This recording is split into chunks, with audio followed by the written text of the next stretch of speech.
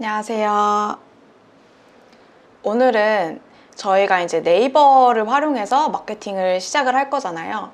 그러면 이제 지금 네이버가 어떤 블로그를 밀어주고 있는지 정확하게 여러분들께서 인지를 하고 계셔야 블로그를 쓸 때도 네이버가 좋아하는 방향이 이런 방향이구나 이렇게 생각하면서 글을 쓰실 수가 있거든요. 그래서 가장 기초적인 네이버 알고리즘에 대해서 이해하는 시간을 오늘 가져볼 거예요. 저는 이제 10년 전부터 네이버 블로그를 활용해서 마케팅을 해왔었거든요. 그래서 이제 10년 전부터 네이버가 어떻게 알고리즘이 변화되어 왔는지 이런 거를 실제 네이버 공식 블로그에서 발표한 내용들이 있어요. 그래서 그거 바탕으로 차근차근 이제 제가 알려드릴 텐데 조금 어려우실 수 있어요. 근데 이게 꼭 필요한 내용이니까 꼭 집중해서 한번 들어보시고 그냥 네이버가 이렇게 변해왔구나, 이렇게 발전되어 왔구나 이 정도만 좀 이해해 주시면 좋을 것 같아요.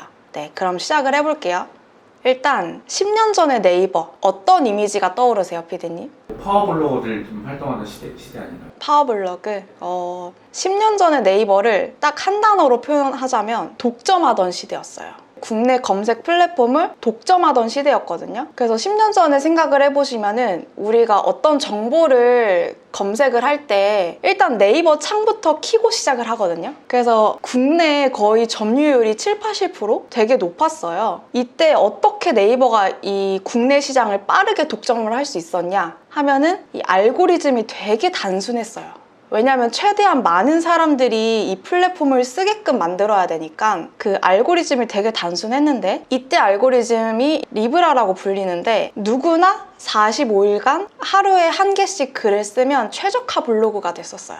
뭐 초등학생이든 중학생이든 그냥 직장인이든 정말 누구나 45일 동안 하루에 하나씩 그냥 글을 쓰면 어떤 키워드에든 다 상위 노출되는 무적의 블로그를 가질 수가 있게 된 거예요. 그러니까 너도 나도 다 블로그를 시작을 하고 되게 이용자 수가 그러니까 많아진 거죠. 급격하게. 그래서 제가 10년 전에 성형외과에서 마케팅 팀에 있었다고 말씀을 드렸잖아요. 그때 일했었던 자료를 제가 가져와 봤어요. 여기 보시면은 이게 이제 블로그인데 총 8개예요. 8개에 거의 하루에 뭐 한두 개씩 글을 쓰고 보시면 이게 최적화 블로그가 된 거는 이제 하루에 하나씩 코 성형 잘하는 곳, 처진 가슴 절개 방법 뭐 이런 거를 이제 잡아 나간 거죠. 그래서 이제 거의 좀 규모가 있는 병원들은 다 이런 식으로 광고를 했었거든요. 근데 이렇게 되다 보니까 네이버에서 양은 많은데 그 질이 떨어졌다. 그래서 글은 하루에도 수십 개씩 막 생성이 되는데 사람들이 막 참여를 하니까 근데 되게 의미 없는 글들이 막 쏟아져 나오는 거예요. 나는 이제 카페 맛집을 찾고 있는데 그냥 아무 의미 없이 저 오늘 이거 커피 마셨습니다. 참 맛있네요. 그냥 이런 아무 의미 없는 글을 사실 보기 싫잖아요. 이 주변에 어떤 카페들이 있고 그 카페들이 뭐 커피 맛은 어떻고 원두는 어떤 거 쓰고 그리고 뭐 인테리어는 어떻고 내가 만약에 업무를 하려고 카페를 찾아가는 거면은 좀 테이블이 크고 좌석 편한 곳 이런 거를 좀 찾잖아요. 근데 그런 정보, 내가 원하는 정보는 없고 그냥 되게 의미 없는 글들만 네이버에 쌓여 있는 거예요. 그러니까 이제 양은 많은데 질은 떨어지는 컨텐츠가 너무 많이 쌓였다. 근데 네이버는 변화하려고 하지 않았어요. 왜? 지금 이 상태로도 지금 독점을 하고 있으니까. 근데 어느 순간부터 네이버가 180도 변화되기 시작합니다. 구글이 등장하고 나서부터 이제 경쟁자가 생긴 거죠. 진짜 찐 정보를 찾을 때는 구글로 넘어가는 거예요. 네이버의 점유율이 점점 떨어지는 거죠. 그래서 이제 네이버가 이제 위기에 처하면서 안 되겠다. 우리도 변화해야겠다. 우리도 광고 이미지에서 구글처럼 찐 정보를 제공해주는 검색 플랫폼이라는 이미지로 탈바꿈해야겠다. 이러고 나서부터 알고리즘이 급격하게 변화되기 시작해요. 처음엔 이제 C랭크라는 게 나왔고 그 다음엔 다이아, 그 다음엔 다이아 플러스, 그 다음엔 스마트 블록, 지금 현재는 Q라는 알고리즘이 또 나오게 됐거든요. 그러니까 이게 이제 좀 용어가 좀 어렵잖아요. 제가 좀 쉽게 설명을 드리면은 C랭크 알고리즘은 2016년 7월 달에 네이버에서 발표를 했어요. 이게 어떤 알고리즘이냐 하면은 한 분야에서 오랫동안 꾸준히 글을 써온 블로그들을 네이버에서 밀어주기 시작한 거예요. 제가 이전에 예시를 들어드렸었잖아요. 병원에서 되게 아무 의미 없는 글로 막 계속 쓰다가 갑자기 병원 글을 쓰게 되니까 분야가 되게 중구난방한 블로그가 되잖아요. 그래서 이런 블로그들을 잡기 위해서 안 되겠다. 중구난방한 블로그 말고 뭐 이 전자기기 리뷰하는 블로그면은 이 전자기기만 오랫동안 다뤄왔던 블로그들, 그런 블로그들 같은 경우에는 되게 전문 지식이나 정말 찐 정보들을 많이 담고 있을 확률이 크잖아요. 그래서 이런 사람들을 우린 밀어줘야겠다. 이렇게 시작이 된 거예요. 그런 식으로 좀 한 분야에서 좀 전문성을 가진 사람들을 이제 밀어주는 거예요, 네이버에서. 여기에 보시면은 이게 실제로 네이버에서 그 발표한 글이거든요. 보시면은 의무적으로 포스팅되는 일상글보다는 전문성을 살린 단 하나의 글이 블로그 검색 결과 노출에 더 도움이 될 것이라고 이제 네이버에서 발표를 한 거예요. 그래서 이때 이후로 사람들이 블로그를 할 거면 한 분야 카테고리의 글만 꾸준히 올려야 된다, 이런 얘기가 계속 도는 거거든요. 지금도 돌고 있고. 근데 여기서 문제가 하나 생겨요. 한 분야에서 오랫동안 블로그를 써왔다고 해서 이 사람이 진짜 전문가인가? 그걸 판단하기가 어렵잖아요. 그리고 되게 오래된 블로그들만 네이버에서 밀어주는 거예요. 이제 막 생성한 신규 블로그는 오래 운영한 그 블로그를 이길 확률이 적잖아요. 그러니까 되게 고인물들만 남은 거예요. 그래서 이제 사람들이 나는 이제 막 시작했는데 상위 노출도 안 되고 재미없어, 나 안 할래, 이렇게 돼버린 거죠. 신규 진입자가 없어진 거죠. 그래서 네이버에서 안 되겠다 해서 발표한 게 다이아 로직이에요. 다이아 로직은 2018년도 5월에 네이버에서 발표를 한 거거든요. 그래서 이걸 한 문장으로 요약시키면 블로그 자체에 영향력이 없어도 문서의 질이 높으면 우리가 노출을 시켜주겠다. 그러니까 블로그 자체 영향력이 아니라 이 글 퀄리티 위주로 이제 변화되기 시작한 거예요. 그래서 네이버에서 발표한 글을 보면은 다소 오래된 문서라도 더 만족도가 높은 문서 위주로 우리가 노출을 시켜주겠다, 이런 얘기가 있거든요. 그래서 글 퀄리티만 좋으면 신규 블로그들도 우리가 노출을 시켜줄 테니까 많이 네이버 블로그를 이용해 주세요 라고 해서 이제 다이아 로직을 발표를 한 거죠. 이분은 제가 코칭해드린 분인데 5월 달에 작성한 글이 아직까지 노출이 되고 아직까지 이 글 하나로 문의를 받고 계세요. 그러니까 글 퀄리티만 좋으면은 이게 6개월이고 1년이고 계속 노출이 되는 시스템으로 바뀐 거예요. 그래서 블로그 영향력보다 글 퀄리티 위주로 바뀌었고, 그리고 이 이후부터는 네이버에서 점점 이 방향으로 알고리즘을 정교화시켜 나가는 흐름으로 전개가 되거든요. 그래서 이 다음으로 발표한 게 다이아 플러스라는 로직이에요. 이게 2020년도 11월에 발표를 한 건데, 보시면은 더 구체적이고 정확한 내용을 포함한 믿을 수 있는 문서를 우리가 밀어주겠다. 그러니까는 글 퀄리티의 기준을 더 구체적인 내용, 그리고 더 정확한 내용을 담은 글을 우리가 밀어주겠다. 이렇게 더 정교화된 거죠. 근데 그걸 알고리즘 어떻게 판단을 하죠?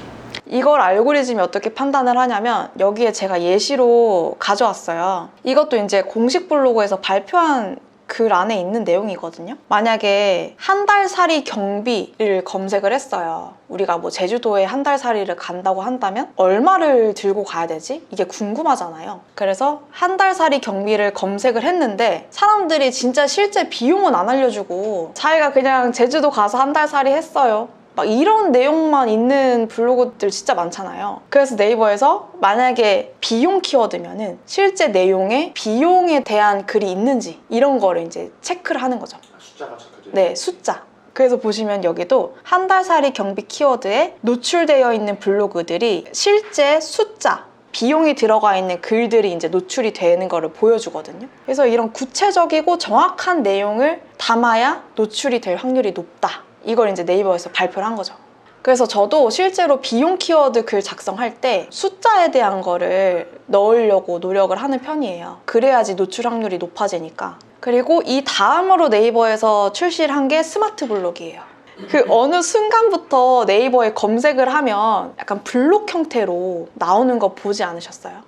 뷰탭도 그렇고 플레이스도 그렇고 되게 좀 세부적으로 바뀌었거든요. 강남 맛집을 검색을 하면은 강남 맛집 중에서도 뭐 고깃집 맛집도 있고 뭐 아니면 카페 맛집도 있고 그 일식 맛집도 있고 되게 카테고리가 여러 가지가 있잖아요. 그러니까 강남 맛집 검색하면은 그 카테고리별로 블록 형태로 이제 나눠져서 보여지는 거예요. 그러니까 우리가 정보를 조금 더 빠르고 쉽게 찾을 수 있게 네이버에서 보여주는 화면을 좀 변화를 시키는 거죠. 그래서 여기도 보시면은 여기 캠핑을 검색을 해요. 네이버에 캠핑을 검색을 하면은 그 블록 형태로 나오는 게 캠핑 준비물, 그리고 계곡 캠핑 뭐 이런 식으로 되게 블록 형태로 쪼개져서 보여지거든요. 이제 네이버에서 고객들이 다 니즈가 다 다양하구나, 이 사람들이 검색하는 니즈가 다 다양하고 이 니즈를 우리가 맞춰주려면은 애초에 보여줄 때부터 좀 세부적으로 우리가 보여줄 필요성이 있겠다라고 생각을 해서 이렇게 변화를 시킨 거죠. 그리고 스마트 블록 이후에 나온 게 Q 알고리즘이에요. 2023년 9월 달에 네이버에서 베타 서비스로 출시한 거거든요. 근데 보시면은 키워드 기반 검색을 넘어서 사용자 의도와 맥락을 고려한 대화형 검색 서비스를 제공합니다. 대화형이면 뭐 챗 GPT인가요? 비슷해요. 챗 GPT랑 비슷하고, 이거 관련해서 제가 유튜브 다뤘던 적도 있는데 사람들이 니즈가 다 제각각이니까 우리가 맞춰주기가 너무 힘들다, 네이버에서. 그래서 당신이 원하는 니즈를 더 뾰족하게 우리한테 알려주면 우리가 더 뾰족한 정보를 당신에게 제공을 해줄게, 이렇게 바뀐 거예요. 우리가 뭐 시리한테 얘기를 할 때도 우리가 원하는 정보를 약간 대화 형태로 물어보잖아요. 가상의 누군가한테 말하듯이. 그것처럼 네이버도 하나 만든 거죠. 일상생활에서 내가 지금 필요한 정보를 친구한테 물어보듯이. 이제 내가 강남역에 소고기집을 찾고 있는데 10인 이상의 룸 형태까지 구비되어 있는 소고기집 맛집을 추천해줘, 이렇게 얘기하면은 이 큐에서 거기에 맞는 가게들을 이제 뽑아서 추천을 해주는 거예요. 우리가 평소에 검색을 할 때는 그냥 강남 소고기 맛집 검색을 해서 실제 룸이 있는지 그것도 클릭해서 봐야 됐고, 10인 이상의 자리가 있는지 그것도 클릭해서 봐야 됐고, 되게 번거로웠잖아요, 그걸 찾는 게. 근데 이렇게 뾰족하게 당신이 원하는 거를 나한테 질문을 해주면 우리가 바로 찾아서 너한테 보여줄게, 이게 돼버린 거예요. 그래서 이런 거를 조금 이해를 하고 계셔야 네이버에서 이렇게 좀 더 세부적으로 변화되고 있구나, 그러면은 나도 글을 쓸 때 조금 더 뾰족하게 글을 쓸 필요가 있겠구나, 그러면은 2024년 네이버는 어떤 알고리즘 형태를 띠고 있냐, 우리가 계속 C랭크, 다이아 플러스, 스마트 블록, Q 이렇게 흐름이, 이렇게 알고리즘이 변화됐잖아요. 근데 그게 이전에 C랭크가 아예 없어진 게 아니에요. C랭크에서 다이아가 붙은 거고, 그 다이아에서 다이아 플러스가 붙은 거고, 스마트 블록, Q 이렇게 그냥 다닥 누적을 시킨 거거든요, 네이버에서. 그러니까는 지금 현재 네이버는 C랭크 알고리즘도 가지고 있고, 다이아 알고리즘도 가지고 있고, 다이아 플러스도 있고, 스마트 블록도 있고, Q가 있고, 되게 복합적으로 이렇게 뭉쳐진 알고리즘이거든요. 그래서 보면은 한 분야에서 얼마나 오랫동안 운영된 블로그인가, C랭크 알고리즘이죠. 이거에 부합되기 위해서는 블로그를 운영할 때 카테고리 딱 하나에만 집중해서 계속 파셔야 돼요. 이걸 파야지 이제 C랭크 점수가 높아지고, 그리고 글 하나 딱 쓴다고 해서 되는 게 아니라 지속적으로 쓸 수 있어야 돼요. 예를 들어서 뭐 최소 2, 3일에 글 하나씩은 꾸준히 발행을 하셔야 그 C랭크 점수가 점점 높아진다. 그리고 두 번째로 사람들이 좋아하고 퀄리티가 높은 글인가? 이거는 이제 다이아 알고리즘이거든요. 사람들이 좋아하는 지표는 조회수예요, 조회수. 그만큼 사람들이 유입이 많이 이루어진다는 거니까. 근데 조회수를 높이기 위해서는 끌리는 제목을 카피를 할 수 있어야 되겠죠? 카피라이팅 기술이 있어야 되고, 그리고 얼마나 퀄리티가 높은 글인가, 이것도 다이아 알고리즘인데, 이 지표를 네이버에서는 그 체류 시간을 지표로 삼거든요. 체류 시간과 재방문율. 왜냐면은 이 글의 퀄리티가 좋다고 판단을 하면 사람들이 되게 글을 오래 읽잖아요. 오래 읽고 구독 버튼을 누르고 다음번에도 이 정보가 궁금하면 이 블로그에 재방문을 한단 말이에요. 그래서 실제로 네이버에서 이 데이터를 우리가 볼 수 있게 제공을 하고 있어요. 그리고 이 데이터를 높이기 위해서는 높은 퀄리티의 글을 쓰실 수 아셔야 된다. 그리고 세 번째로 얼마나 검색자 의도에 맞게 작성된 글인가. 이거는 이제 다이아 플러스부터 Q 알고리즘까지 해당되는 내용이거든요. 이 지표를 높이기 위해서는 세부 키워드를 노리는 게 좋고요. 그리고 글을 쓸 때도 세부적인 내용들을 좀 담아보면 좋아요. 그 세부 키워드와 세부적인 내용들을 담은 블로그를 최근에 좀 네이버가 많이 밀어주고 있어요. 근데 여기서 많은 분들이 물어보시는 게 있어요. 아까 C랭크 알고리즘에서 조금 문제가 됐었던 얼마나 오랫동안 운영되어 왔던 블로그인가, 이런 분들도 있어요. 예전에 개설된 블로그를 실제 돈 주고 구매하시는 분들도 계시거든요. 근데 예전에 그 최저가 블로그 개념 있잖아요. 최저가 블로그를 사려면 1,000만 원이 넘어가요. 블로그 하나에. 그래도 이제 그 파워가 세니까 그거를 이제 돈 주고 사시는 분들 되게 많거든요. 근데 저는 완전 그거는 비추. 왜냐면은 최저가 블로그를 산다고 해도 그 명의가 내 명의가 아니잖아요. 그거 자체가 좀 불법이거든요. 불법이고, 만약에 내가 그 블로그를 사왔어. 근데 그걸 판 사람이 나쁜 의도를 가지고 비밀번호를 변경할 수도 있는 거고. 그런데 이제 다이 알고리즘이 생기고 나서부터는 충분히 신규 블로그로도 노출을 시킬 수가 있다. 저는 실제로 블로그 대행도 도와드리고 있고 코칭도 도와드리고 있잖아요. 근데 실제로 여기 보시면은 저한테 그 코칭 받으신 분이 글을 쓰신 거거든요. 근로소득자 연말정산이라는 키워드로 글을 쓰셨어요. 실제로 검색을 한번 해볼게요. 근로소득자 연말정산. 검색을 해서 보면은 지금 2위에 노출된 분이 이제 제가 코칭 도와드렸던 분이거든요. 근데 보시면은 첫 번째, 세 번째가 인플루언서 블로그예요. 인플루언서 블로그는 네이버에서 이 사람 진짜 영향력 있는 사람이야 하고 C랭크 점수가 높다고 판단이 돼서 인플루언서라는 타이틀을 준 거거든요. 최저가 블로그랑 좀 비슷한 맥락이죠. 근데 이 인플루언서보다 위에 노출이 됐어요, 지금. 이분이 올해 블로그를 개설한 분이거든요. 근데도 인플루언서 블로그를 이겼다. 그리고 실제로 1위에 노출된 블로그가 최저가 블로그고 3위에 노출된 블로그가 최저가 블로그예요. 근데 지금 이분은 준최저가 블로그, 보통 신규로 생성을 하면은 준최저가 블로그로 이제 랭크가 돼요. 근데 이거는 사실 알 필요가 없고 그냥 최저가 블로그가 있고 그냥 신규 블로그가 있다, 이 정도만 아시면 되고, 근데 신규 블로그가 최저가 블로그를 실제로 이겼다. 어떻게 이겼냐? 글 퀄리티로 그냥 승부를 본 거예요. 그러니까 충분히 글 퀄리티를 좋게 쓸 줄만 있다면 최저가 블로그를 이길 수 있다. 이걸 좀 말씀을 드리고 싶었거든요. 이것뿐만 아니라 제가 마케팅 대행 도와드리는 병원인데 여기도 3, 4위에 최저가 블로그가 노출이 되고 있는데 최근에 글을 썼는데 2위에 노출이 됐거든요. 신규 블로그로도 충분히 최저가 블로그를 이길 수가 있는데 왜 굳이 1,000만 원, 2,000만 원 되는 최저가 블로그를 구매해서 쓰시는지 이해가 안 가요, 저는. 그래서 이거를 꼭 여러분들한테 말씀을 드리고 싶었고, 만약에 내가 이제 막 시작을 하는 블로그라면은 이 강의를 끝까지 듣고 좋은 퀄리티의 글을 쓰셔야 된다. 거기에 우리는 집중을 해야 노출이 될 수 있다. 이거를 좀 말씀을 드리고 싶었어요. 네.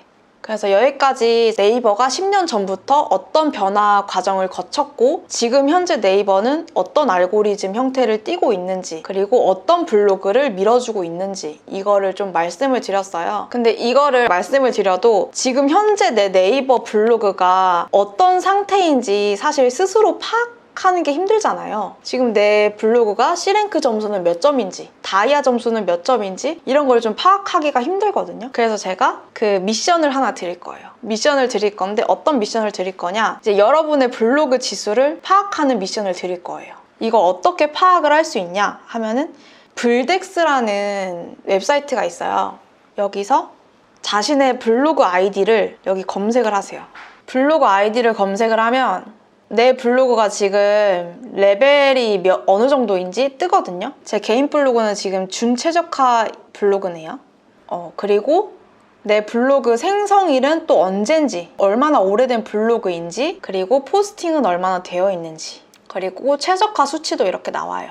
그리고 이거 말고도 블로그 연구소라는 또 사이트가 있거든요. 여기 들어가서 블로그 진단에 들어가서 여러분의 아이디를 한번 검색을 해보세요. 검색하면은 내 블로그 개설일이랑 얼마나 오랫동안 운영된 블로그인지, 그리고 내 블로그 지수가 몇인지, 전 준최저가 3로 또 나오네요, 여기서는. 그리고 C랭크 점수가 어느 정도이고, 다이아 점수 어느 정도이고, 다이아 플러스 점수는 어느 정도인지 이게 다 나오거든요. 그래서 여기서 내 블로그 레벨을 파악을 하실 수가 있고요. 그리고 두 번째로 블로그 통계를 들어가서 확인을 해보는 방법이에요.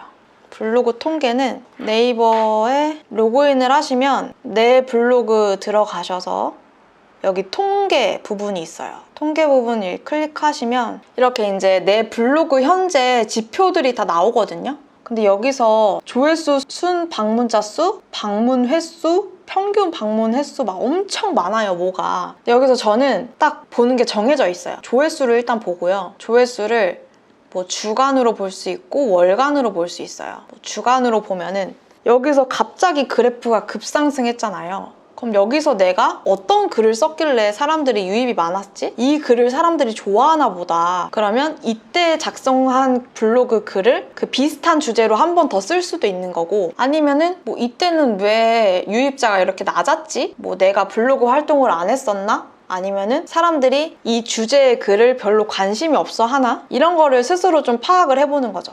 그리고 여기서 이제 재방문율을 또 저는 봐요. 재방문율을 보면은 이것도 주간, 월간으로 보실 수가 있거든요. 이 수치를 정말 중요하게 봐야 돼요. 이 수치가 만약에 낮다라고 한다면 글 퀄리티를 높일 필요성이 있겠죠. 아니면은 이웃들이랑 이제 소통을 좀 활발하게 하셔야 되거나 뭐 그런 여러 가지 이 지표를 높일 수 있는 방법을 좀 연구를 하셔야 되고, 그리고 세 번째로 보는 게 이 평균 사용 시간이에요. 이 평균 사용 시간도 주간으로 볼 수 있고 월간으로 볼 수가 있어요. 근데 이게 일반적인 블로그는 한 2분대 정도거든요. 2분 미만으로 찍히는 경우가 많아요, 일반적인 블로그는. 근데 지금 4분대면은 되게 높은 수치예요. 그리고 이게 지금 여기 밑에 보시면 블로그 평균 데이터라고 네이버에서 제공을 해줘요. 게시글 평균 사용 시간이 나오거든요. 그럼 이게 그 네이버 블로그 전체 사용자 중에 내가 체류 시간이 상위 몇 프로인지 이게 나와요. 그럼 보시면은 서비스 전체 평균 146초.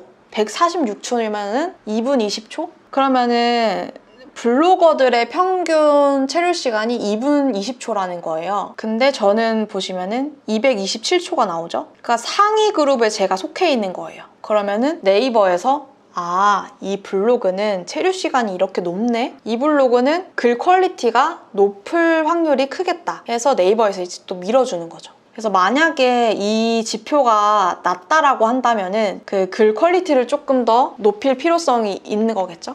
그리고 여기 유입 분석에 보시면은 검색 유입, 전 이걸 좀 많이 보거든요. 검색 유입도 이제 주간으로 볼 수 있고 월간으로 볼 수가 있어요. 근데 뭐 월간으로 해서 봤는데 이번 달에 제가 그립톡 내용 증명이라는 글을 썼는데 이쪽으로 유입이 되게 많이 이루어졌어요. 그럼 사람들이 최근에 이쪽으로 관심이 좀 많구나, 이런 거를 좀 판단을 해서 이쪽으로 또 글을 하나 또 쓸 수도 있고, 이 데이터를 봐야 내가 앞으로 어떤 전략으로 블로그를 운영을 해야 되는지가 나오거든요. 그래서 이 지표들을 좀 보실 줄 아셔야 돼요. 그래서 오늘 제가 드릴 과제는 여러분들의 블로그 지수를 블덱스와 블로그 연구소를 통해서 한번 확인을 해보시고, 그리고 블로그 통계에 들어가서 월간 조회수, 월간 체류 시간, 월간 재방문율, 이 4가지를 좀 캡처를 해서 제가 알려드린 그 게시판에 공유를 해주세요. 그래서 여러분의 현재 블로그 상황을 좀 기록을 해놓으시고 앞으로 블로그를 운영하면서 이 지표보다 얼마나 더 나아졌는지 이런 거를 스스로 좀 체크해보면 좋거든요. 그래서 이 현재 지표를 제가 알려드린 게시판에 꼭 남겨주시면 좋겠습니다. 그럼 오늘 강의는 여기까지 하겠습니다. 감사합니다.